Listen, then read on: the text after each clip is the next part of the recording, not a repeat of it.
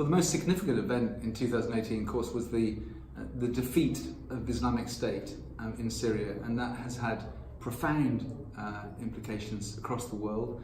We're seeing foreign fighters who engaged in that conflict return to their homes and their countries, presenting a threat and a challenge to the security agencies there. We've seen still a lot of plots disrupted in 2018, more than people might imagine. Obviously 2017, particularly in the UK, was a particularly terrible year. We had 5 attacks in the UK, and obviously 1 in Manchester, but the rest in London. But 2018, thankfully, we've not had a successful, as they would call it, terrorist attack here. But I think the threat remains very high. There's certainly no complacency, or no room for complacency in terms of the terrorism threat, either here or around the world. And the security intelligence agencies across the world are still working furiously to prevent plots. It's been a major challenge. I mean, we had 900 individuals, mostly young men, leave the United Kingdom to go and fight for Islamic State, for a terrorist group in Syria. Now, a third of those also have died and been killed on the battlefield. Some have already returned, and some are trying to get back. And they present a major headache for security professionals. And if they're battle hardened and they've been using weapons and they're indoctrinated with Islamic State ideology and theology, then they're going to present a new challenge when they return back to the country of origin they've come from. Yeah, if I take the clock back to 2017 and then the progression into 2018, if you look 2017 with the 5 attacks, I think policing did realise then, and the 23 followed attacks up until then, they couldn't do everything themselves. They had to work much closer with business. They had to work from a technological point of view with business as well. And I think that has been the stepping stone going forward. A step change was introduced late 2017, and they'll push that through 2018, that greater collaboration between policing and the security industry.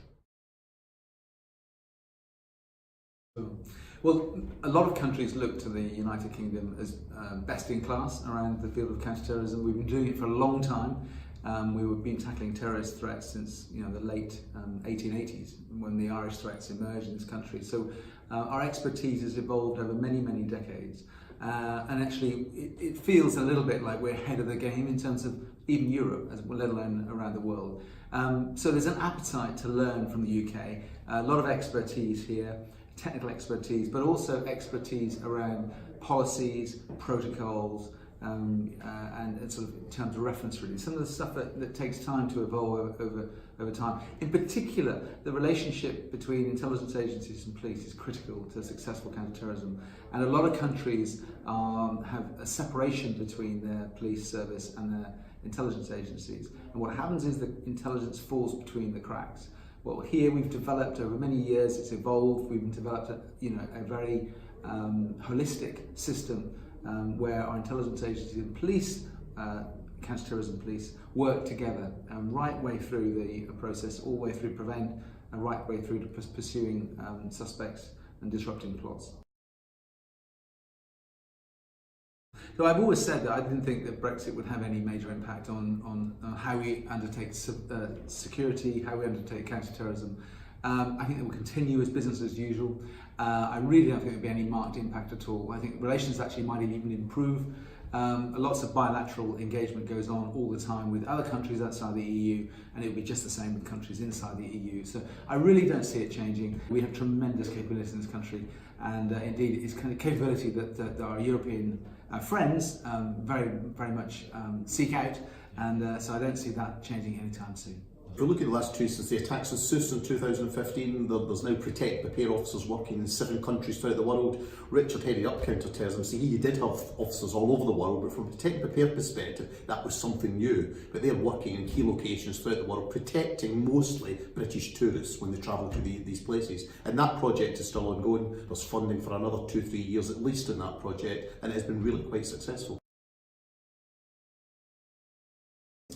I'm really seeing it as 3 different projects. I've seen the first bit was the preparedness of the public, and we took that all the way from security personnel to children in schools. I mean, the very last campaign that was done with Bear Grylls on it was really aimed at 12 to 16-year-olds. So that was the first. How much awareness could we give to the public? The second piece of preparedness was working with the security industry as a whole to make sure they were actually playing their part. Because I always use the analogy, you go down Oxford Street at any point, you probably find 10 police officers, you find 1,000 security guards. So those security guards have to be the eyes and ears for the police as well to report anything in that we can take that up.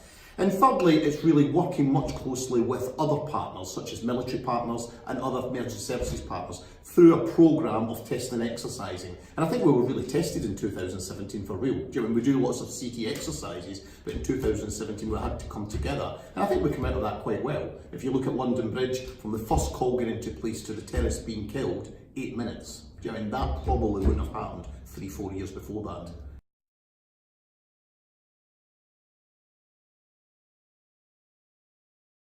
Well, this is the biggest exhibition in the country in the field of security and counter-terrorism. It's also the event where security professionals from around the world come to, huge numbers, and covering a whole range of different specialisms. So there's tremendous diversity of expertise. Anyone in the field of counter-terrorism is at this event. It's really one you can't afford to miss. Yeah, and over the last few years, we've always used SCTX as a launch pad for a lot of big campaigns. If we look at the Griffin Industry Self-Delivery piece, the International Protect Prepare piece. So I would be hoping going into 2019, there's a lot of new campaigns come for the new ad campaign that they may use CTX as are we going forward with these new campaigns.